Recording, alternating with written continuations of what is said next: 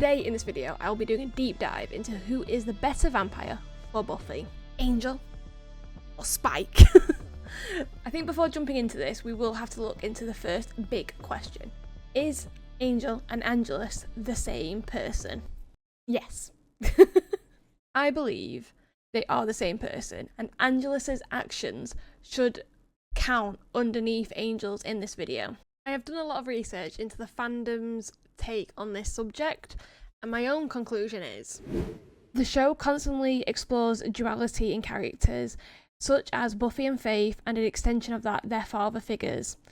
Heck, even Xander got literally a split in two episode, one side being the Xander that we knew, and the other side being the more grown-up side that he always had in himself. But both are Xander, and the show Buffy and Angel are consistently exploring the light and dark sides within the characters, such as Giles and Ripper, Willow and Dark Willow, and characters seeking atonement and redemption.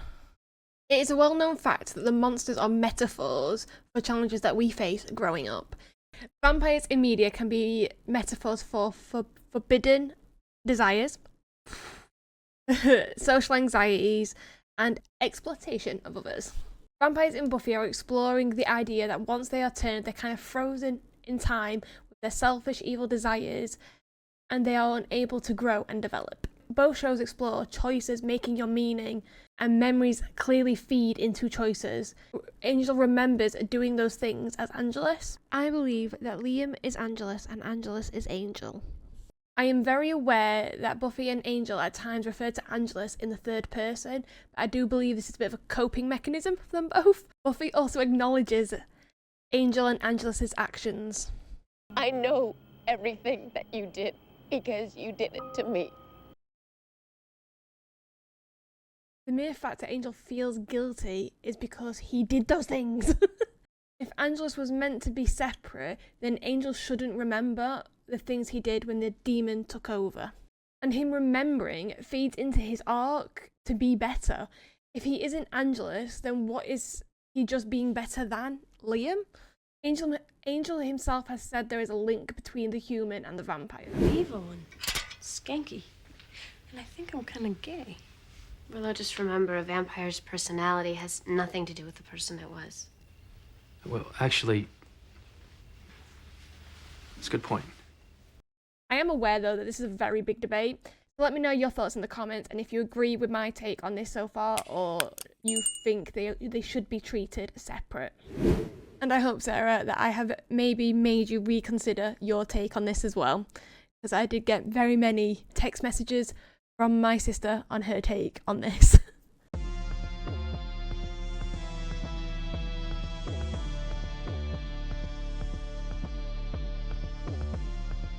For context though, I do like the character of Angel. I just love Spike. And with that being said, we will finally jump into why we're here. So in the human phase, Spike is called William and Angel is called Liam, which I have learned while researching this video is Liam is actually short for William.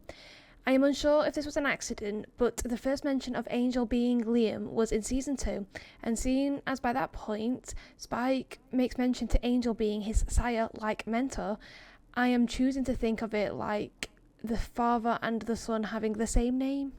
Just a little side note. So William is a poet who is looking for someone to love him and is getting picked on and mocked by others. He's a hopeless romantic that writes poetry and just wants to be loved. He also cares for his mother when he's a human. But Liam, on the other hand, is a drunk, painted kind of like a meh human and never really living up to expectations of his father. Where do I start with this phase? Spike kills his mom, but with the motivation to be with her forever, so the motivations are slightly different between the vampires. Spike also kills 2 slayers. Angelus kills his family. Angelus also tortures Drusilla to the point of insanity and then murders her. And then later is cursed by a gypsy tribe. There's a lot of vampires in the world. You'd have to be pretty bad to have someone seek revenge to that extent. When Angelus returns in season 2, he stalks Buffy, stalks her mother, leaves weird, creepy drawings of them while they sleep, kills Willow's fish, kills Miss Calendar, and then leaves the body for Giles to find. Like, really? He does also torture Giles. Giles does seem to get the brunt of Angel's actions when he's evil. Clearly doesn't like father figures or Buffy's father figure. There is some pretty clear baggage between Angel and his father figures. I'm pretty sure there's a clip where Angel/Angelus is meeting the Master. Like, Darla is taking him to meet the Master. It feels a little bit like Darla taking Angelus to meet her father, and he rejects it and like rebels against him and doesn't go with the Master, even though Angelus is all about power. He wants to be the one wielding the power, not being the sword. In that extent. Also mirroring that interaction with the Master and Darla, there's the same kind of theme when he's pretending to be Angelus and Faith takes him to meet the mayor. Similar again, like not quite fitting into that following the father figure. Another link between Liam's life and being controlled by his father and never reaching his father's expectations, and Angelus's responses to father figures and that sense of being controlled. He also emotionally tortures Buffy. Angelus always needs to be the one controlling and manipulating. And still focusing on Angelus, he does try to end the world with a big rock. It's a big rock. I can't wait to tell my friends. They don't have a rock this big. But enough about Angelus. What about Spike? He is unsold for most of his interactions with Buffy, so he has probably also racked up some actions to talk about. So Spike enters Sunnydale. He also stalks Buffy and tries to kill her, and by the end of season 2 helps Buffy to stop Angel and saves the world. I want to stop Angel. I want to save the world. Okay, you do remember that you're a vampire, right? Granted, for selfish reasons, but then he helps do a noble thing. Season 3, Spike comes back. He kidnaps Willow and Xander to perform a spell to get Drusilla back. But on the flip side, is really sweet to Buffy's mom and has like a hot chocolate and is talking about his love life, clearly responding well to mother figures, something we do see in later seasons. Get out of here. Yeah, you're not invited.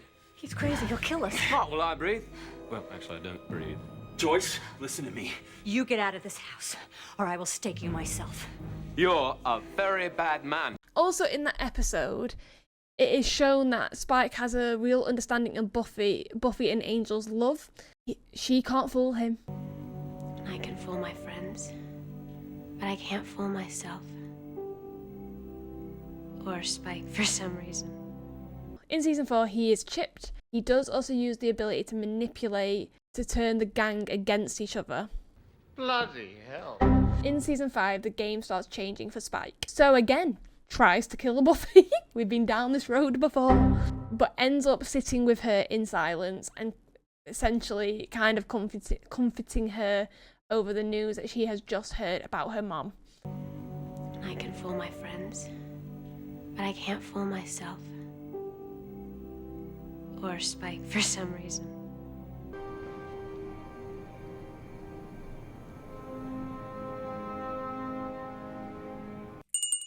On a side note, if this was Angelus, this would have been a very different scene. Spike, in this scene, is unsold like Angelus. When Joyce dies, he brings flowers but doesn't actually put his name to them, but then does get Warren to make a Buffy bot. When Glory kidnaps and tortures him, he never actually gives up Dawn's name. Again, he is still unsold here. In the same state of Angelus. Spike in The Gift, he also promises to protect Dawn till the end of the world. Even if that happens to be tonight. Something he continues to do in season 6. While Buffy is suffering from trauma of coming back from the dead and dealing with her depression, her and Spike have some moments of Buffy confiding in him and sitting in silence and comforting her, similar to the scene in season 5. I can fool my friends, but I can't fool myself. Or Spike for some reason. However, during this season does begin a very toxic relationship that Spike and Buffy are responsible for, which unfortunately does lead to the horrible scene in Seeing Red. This season does conclude with a big cliffhanger of Spike working through trials to get his soul back. Another big difference between him and Angel is Spike chose to get his soul back. Angel was cursed, essentially, for being so evil. Honourable mention in this season, Spike's best friend is Clem. Clem, we love Clem. We love Clem. Just a little random thought. If being a Slayer is a metaphor for Buffy growing up and adulthood, making good choices, maybe a vampire is a metaphor for William and Liam's bad choices in their 20s and dealing with the negative and traumatic things they might have dealt with in early life, and that refusal to grow up and develop. Hey, I mean, we are talking about Spike here. It's different. He's different. He has a soul now. Oh. Well, What? that's great. Everyone's got a soul now. Right, moving back to the original brooding souled vampire himself, Angel, who clearly creates the footprint for vampires to come. Angel stalks Buffy before she's even a Slayer. Bit creepy. Angel and Spike were turned into vampires about their early to mid 20s. So Angel making his googly eyes at Buffy at the age of 16. Bit weird. Spike at least waited to get the Slayer hots until she was at least 20. In Out of Sight, Out of Mind, Angel saves the gang from a gas leak. Angel also helps save Buffy's life at the end of Prophecy Girl, kinda. A bit Xander, but you know, he does help. Also in the Dark Age, helps to save Miss Calendar. It's just a shame his efforts were a bit wasted later in the season. In the episode Gingerbread, Angel makes a nice speech about how Buffy has shown him to keep fighting. Buffy, you know I'm still figuring things out. There's a lot I don't understand. But I do know it's important to keep fighting. And I learned that from you. Angel also later in the season breaks up with Buffy for her own good, to let her live a normal life. Later in that episode also shows up to her prom anyways to let her have at least one normal high school moment. In an Angel and Buffy crossover event in I Will Remember You, Angel gives up a normal life with Buffy to protect her and protect others. Angel also comes back in season 5 of Buffy to visit Buffy after her mom dies. Angel also comes back in the last episode of Buffy with a trinket thing that helps save the world, which Spike wears and actually saves the world. There is also, in season 7 of Buffy, a couple of examples of Spike having Buffy's back. He defends Buffy when her friends kicked her out of her own house. She has saved your lives again and again. She has died for you. And this is how you thank her. Later in that episode, he finds Buffy and does one of the best speeches ever for Buffy to build her up. 100+ years. And there's only one thing I've ever been sure of. You. I love what you are. What you do. How you try. I've seen your kindness and your strength. I've seen the best and the worst of you. And I understand with perfect clarity exactly what you are. You're a hell of a woman. Right, a few honourable mentions. I will give a point to both for helping Buffy countless times in saving the world. I'll also give them both a point because I do believe they both truly loved Buffy. I will give an honorary point for the pro column for the one that can sing, and an honorary negative point for the one that can't. But I sent you away, oh Mandy. And then the last honourable mention is Spike gets a point for all his great one-liners. 5 words or less. Out for a walk, bitch. So in conclusion, I think it's very clear who's my favourite choice. All jokes aside, I do think both relationships are quite problematic and have their fair share of problems.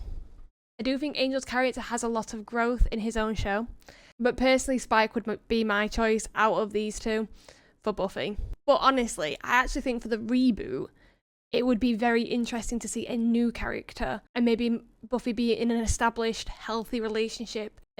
Could be a nice thing that I would like to see for her, and that the two vampires that once had her heart are just going about their day and maybe moved on and found their healthy conclusion to their stories. Anyways, if you liked this video and you have enjoyed the watch, leave a comment down below and let me know your choices and if you agreed or disagreed with any of the points raised in this video. It was a bit of a fun one to make, a little bit different. I'm hoping to make more like this down the line on similar, like different subjects and different shows. So yeah, let me know what you thought. Anyway, thanks, bye!